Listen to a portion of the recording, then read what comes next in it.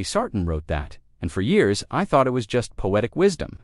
Until I met James, a successful software engineer who told me he had not had a meaningful conversation in 3 months, not because he could not, but because he did not want to. And before you hit that subscribe button, thinking this is about introversion or social anxiety, let me tell you what I discovered about James. Changed everything I thought I knew about why some people need to be alone. James sat in my office, not making eye contact, and said something that stopped me cold. Everyone thinks something is wrong with me because I prefer being alone. My family thinks I am depressed. My coworkers think I am antisocial. But the truth is, I have never felt more at peace than when I am completely alone. Does that make me broken? And here's what I told him. No, James, that does not make you broken. That makes you adapted. Here is what nobody tells you about people who need solitude. It is not about hating people. It is about a nervous system that learned very early on that other people are unpredictable. Other people have expectations. Other people require performance. And when you have spent your entire childhood performing for love, performing for safety, performing for basic acceptance, then being alone becomes the only place where you can finally stop performing. Let me take you back to James's childhood. James grew up as the oldest of 4 children, with a mother who had untreated bipolar disorder and a father who worked 80 hours a week. From age 7, James was the emotional regulator of the entire household. When his mother was manic, he had to be calm. When she was depressed, he had to be cheerful. When his siblings were scared, he had to be strong.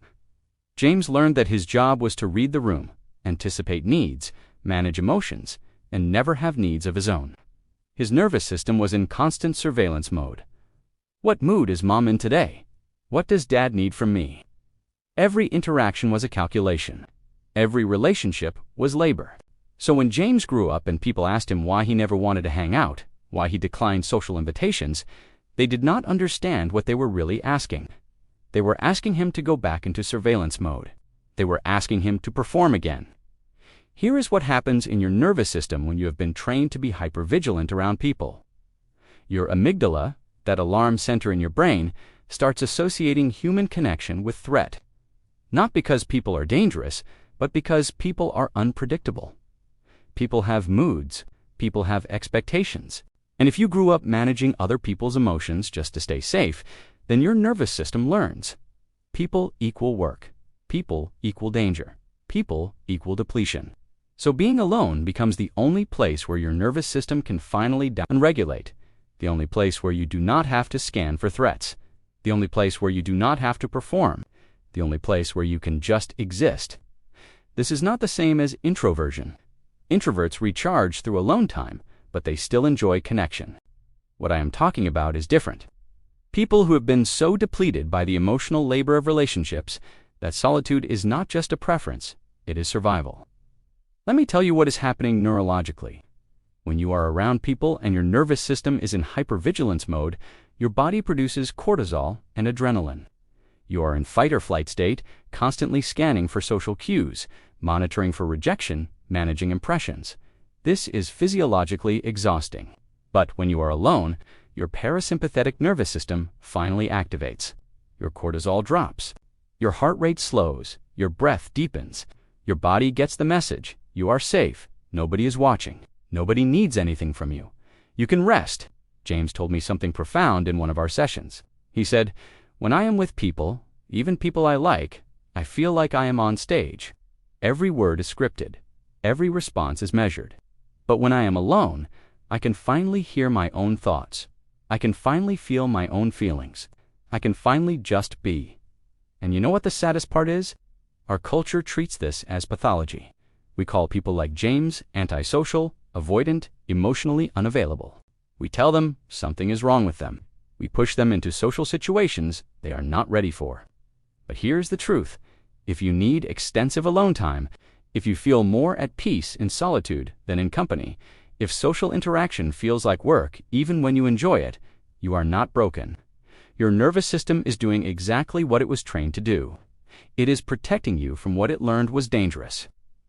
Now, there is a difference between healthy solitude and trauma-driven isolation. Healthy solitude is restorative. It recharges you. You choose it from self-care, and you can still maintain relationships when you want to. Trauma-driven isolation is different. It comes from fear, not preference. It prevents all connection, even connection you might actually want.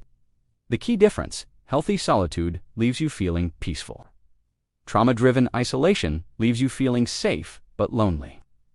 James and I worked together to understand this distinction. We discovered that his need for alone time was valid and should be honored, but his complete avoidance of all intimacy was a trauma response that was keeping him from the connection he actually craved underneath all the protection. Here is what his healing looked like. First, we validated his need for solitude. No, James, you do not need to be more social. No, you do not need to force yourself to enjoy parties.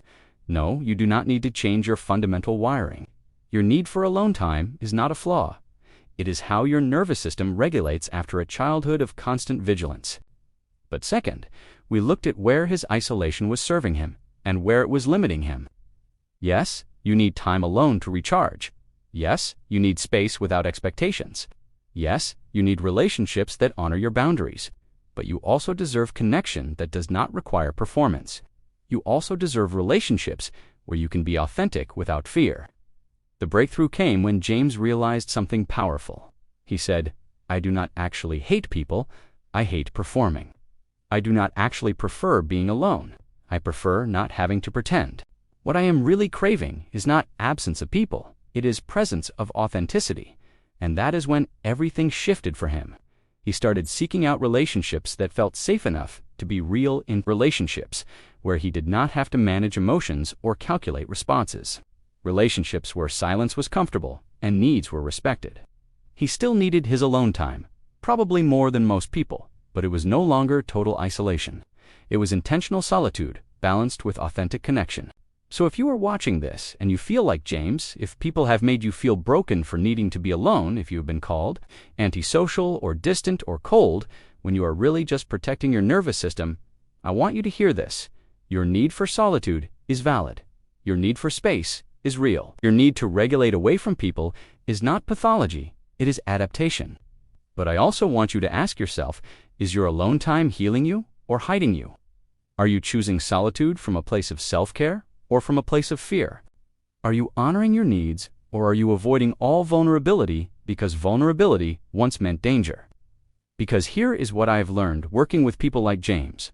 The goal is not to make you more social. The goal is not to force you into connection you are not ready for. The goal is to help you understand why you need what you need, to honor that completely, and then to slowly, carefully, at your own pace, find the kinds of connections that do not require you to abandon yourself. You deserve relationships where you can be quiet without it meaning something is wrong. You deserve friendships that do not demand constant availability. You deserve love that respects your need for space. And you deserve to understand that your need for solitude is not a flaw in your character. It is evidence of a nervous system that is trying its absolute best to keep you safe. The most radical thing you can do is stop apologizing for needing to be alone. Stop forcing yourself into social situations that deplete you. Stop letting people make you feel broken for having different needs. Honor your solitude, protect your energy, and know that the right people will understand that your absence is not rejection, it is regulation. If this story resonated with you, if you see yourself in James's experience, leave a comment below. How do you balance your need for solitude with the human need for connection? Your insight might be exactly what someone else needs to hear. And make sure to subscribe to the Family Pattern, because we are just getting started on understanding these deep psychological patterns that shape how we relate to ourselves and others.